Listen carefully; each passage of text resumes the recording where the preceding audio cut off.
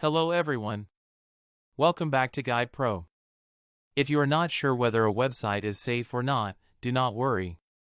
You can easily check if a website contains viruses, malware, or is a scam.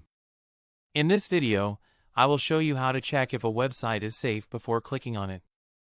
First, open your browser and go to Google. Search for Google Transparency Report Safe Browsing. Now open the official Google website scanner. You will see a search box where you can enter a website link.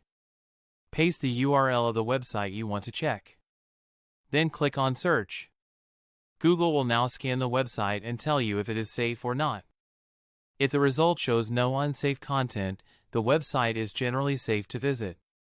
Now for the second method. Open the website you want to check. Look at the address bar at the top.